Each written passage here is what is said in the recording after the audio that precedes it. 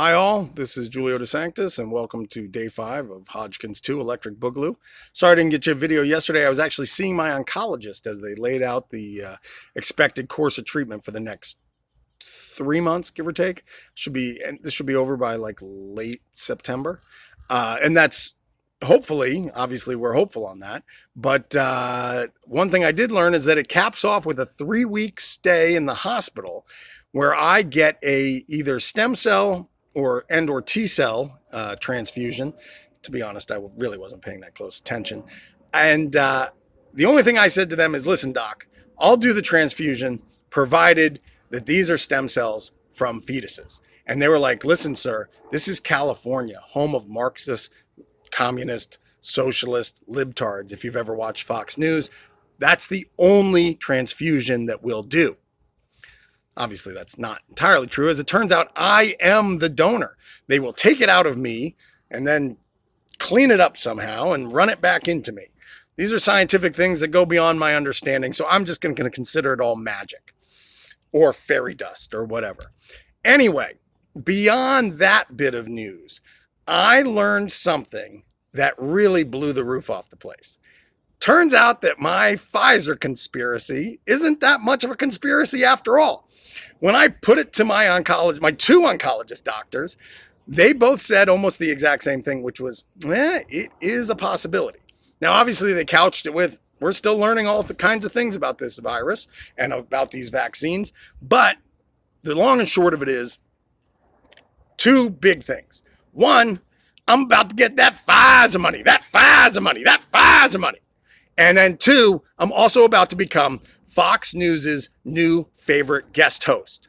I'll be on Tucker Carlson. I'll be on Sean Hannity. I'll be on that late night show with that Nazi Barbie woman, whatever her name is. They'll put a cryon underneath me that says, Pfizer filled this man with cancer. And then they'll do what they always do, which is claim that they are just asking questions. They'll say, we just have some questions. Why won't the medical community answer our questions? Why are they unable to answer our questions? What are they hiding? And people at home will listen and they'll believe these proto-fascist morons with a talk show over doctors who the simple answer is, listen, you don't have a medical degree. That's why you can't fucking understand this.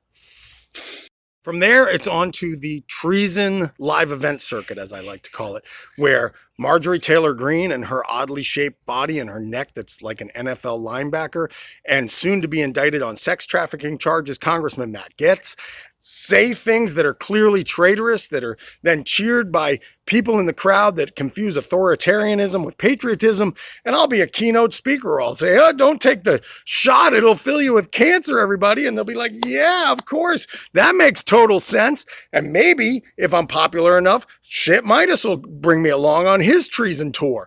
And the ball washers in the audience will just eat it all up. And that, in a nutshell, is how I will become a darling of the GQP based on a joke that Pfizer gave me cancer. Okay, on the downside, I've got only a 50-50 shot of cure from the T-cell and/or stem cell transfusion. Now, I don't love those odds, but as a betting man, I have put in a call to MGM Grand to see if I can get some odd makers on that. See if we can't make book in September on my cancer odds. And they did assure me that because of my previous recovery, because I had, responded to the chemo the first time around 10 years ago, in what they thought was the likelihood that I'm still responding to the chemo this time around, that I'm in the top half of that 50-50 half. I'd like to think so as well, but it's never easy to hear that you only got a 50-50 shot. And it definitely means that if I don't recover, I will have a lifetime of immunotherapies in front of me, whatever the fuck that means. Certainly doesn't sound like a good time or a long life. All right. I'll be here tomorrow. Fuck cancer. Love you guys. Thank you all for supporting me. We're going to keep fighting. Bye-bye.